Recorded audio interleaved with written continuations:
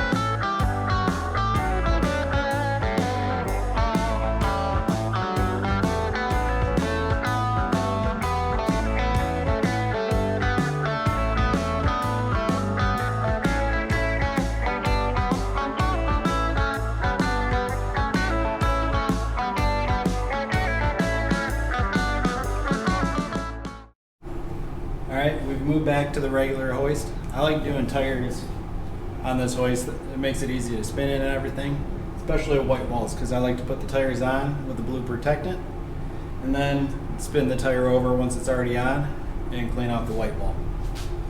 But obviously you can tell how much easier it makes it on a normal hoist to do the oil pan and all of that. So everything's all back together. We have fresh engine oil in it, a fresh oil filter, transmission fluid.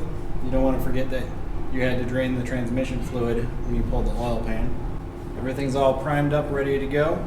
We're just going to put the plugs in it and the fuel pump fuse back in it, saddlebags, and get it upstairs and go for a test ride. So let's get going.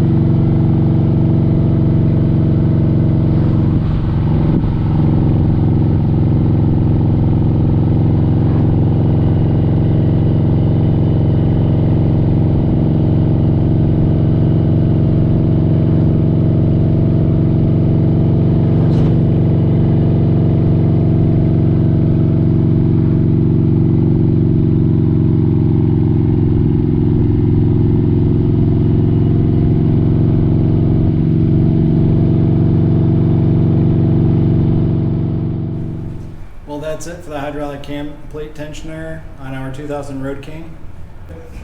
Tires that were on there were just like, they were completely smooth. They were bald, the brakes were all tore up, cam chain tensioner broken. So that thing's running great, looking like it needs a good polish, but all buttoned up with that project, and we're getting to the next. Thanks for watching, like and subscribe.